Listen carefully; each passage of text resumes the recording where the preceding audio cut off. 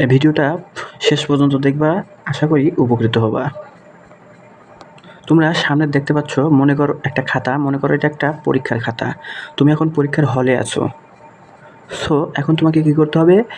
প্রশ্ন লেখা স্টার্ট করতে হবে। কীভাবে লেখা স্টার্ট করব? দেখো, আমরা লিখলাম ১ নং প্রশ্নের উত্তর। তার আগে আমাদের কী কী কাজ আছে দেখো। এই যে দেখো, আমি মনে করো মার্জিন টানছি। এই দেখো মার্জিন। আমি মার্জিন টানা শেষ হলে আমি ১ নং প্রশ্নের উত্তর দিয়ে শুরু করব। এখানে তোমরা আবার লিখতে পারো ক, এইখানটায় লিখতে পারো, এইখানটায় লিখতে পারো, ক দিয়ে শুরু করতে পারো। এখানে লাইন লিখতে পারো। এই লাইনটা লিখবা কীভাবে? দেখো, লাইনটা লিখে লিখে একদম শেষ পর্যন্ত যাবে না। শেষ পর্যন্ত না গিয়ে শেষে, একদম শেষে এইটুকু জায়গা কি অবশিষ্ট থাকবে। অর্থাৎ চারিপাশে এখানে যতটুকু জায়গা আছে, এই পাশেও ততটুকু জায়গা রাখবে, ফাঁকা রাখবে। তোমার খাতার কমতি নেই। পরীক্ষার হলে তোমার খাতা কম পড়বে না। তোমাকে হিউজ পরিমাণে লুজ দেওয়া হবে। তুমি সেই লুজে সুন্দরভাবে পরিষ্কার পরিচ্ছন্নতার সাথে লিখবে। একটা কথা মাথায় রাখবা, তোমার খাতা যত পরিষ্কার পরিচ্ছন্ন হবে, তোমার নাম্বার তত বেশি হবে। তুমি সবচেয়ে বেশি নাম্বার তুলতে পারবা যদি তোমার খাতা পরিষ্কার পরিচ্ছন্ন থাকে। দেখো, এইভাবে ক নম্বর যদি তোমার লেখা শেষ হয়ে যায়, ক নম্বর লেখার শেষে তুমি কী করবা? ক নম্বর লেখার শেষে তুমি এখানে মিনিমাম ২ আঙুল পরিমাণ জায়গা ফাঁকা রাখবা এই লাইনের শেষে। এটা লাইন ধরো শেষ। এখন খ নম্বর কীভাবে লিখবো? এতটুকু জায়গা ফাঁকা রেখে এইখানে লিখবো খ। দেখো, এতটুকু জায়গা ফাঁকা রাখবা। তাহলে কি হলো? সৌন্দর্য হলো, স্যার বুঝতে পারলো যে এটা ক, এটা খ। আর যদি তুমি এইভাবে লেখো, এইখানে যদি খ লেখো, তাহলে স্যার দেখো তোমার এই লাইন শেষই করতে পারবে না, দেখা যাবে খ। তুমি কোথায় লিখছো বুঝতে পারবে না স্যার। স্যারের অনেক কষ্ট হবে, স্যার তখন রেগে যাবে, হয়তো বা নম্বর তোমাকে দিতে চাইবে না। অতএব এটা করা যাবে না। সরি, পরীক্ষার খাতায় এবার আমার মতো লাল কালি ইউজ করা যাবে না, শুধুমাত্র কালো কালি।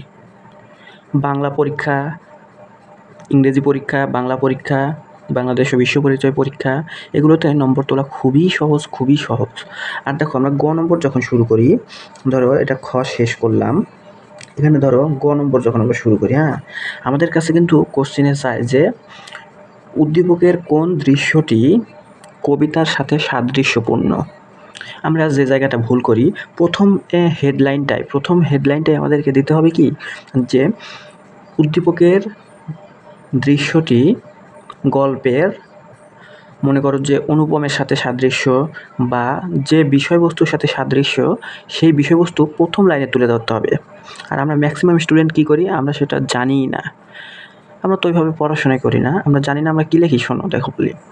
আমরা লিখি যে উদ্দীপকের বিষয়বস্তু গল্পের যে বিষয়বস্তুর সাথে মিল বা সাদৃশ্য রয়েছে তা নিচে আলোচনা করা হলো। যখন আমরা এই লাইনটা লিখি, তখন স্যার মনে করে যে এ ছাত্র কিছুই জানে না, যার কারণে তোমার নিচে কি লিখছো না লিখছো এটা স্যার দেখতেই যায় না, তোমার দেখে মাত্র ওই প্রথম লাইনটা। অতএব আমাদেরকে ফুল নম্বর যদি পেতে চাও, বেশি নম্বর যদি পেতে চাও, তাহলে এই বিষয়গুলো মাথাতে রাখতে হবে। ওই প্রথম লাইনের দিকে ফোকাস রাখতে হবে। তুমি যদি প্রথম লাইন লিখতে পারো, তাহলেই তুমি নাম্বার 3-এ 3 পাবা। নয়তো 1000 পেজ লিখলেও তুমি কি যতই বেশি পরিমাণে লেখো না কেন, স্যার ওই প্রথম লাইনটাই পড়ে। ওই প্রথম লাইনের উপর ডিপেন্ড করেই স্যার তোমাকে নম্বর দেয়। ওই প্রথম লাইন যদি তুমি ঠিক না করতে পারো, তুমি নম্বর কখনোই পাবে না। কারণ একটা স্যারকে অনেক পরিমাণ খাতা দেখতে হয়। প্রত্যেকটা খাতা কিন্তু স্যার পড়ে না। স্যার পড়ে কোনগুলো? ওই যে কিওয়ার্ডগুলো। প্রশ্ন যে সমাধান করলো, তার প্রথম লাইনগুলোই স্যার দেখে। প্রথম লাইন দেখেই বুঝতে পারে কোন স্টুডেন্ট কীরকম। অতএব আশা করি বুঝতে পারছো। আর তোমরা এই প্রশ্নের সিরিয়ালটা মেনটেন করে চলবা। যতটুকু পারবা, 1-এর পরে 7 নাম্বার না লিখে 1-এর পরে 2, 2-এর পরে 3, যদি না পারো কষ্ট করে 4 লিখবা। মানে সিরিয়ালটা মেনটেন করে চলার চেষ্টা করবা, দেখবা আশানুরূপ নম্বর হবে ইনশাআল্লাহ। এই পর্যন্তই আজকে।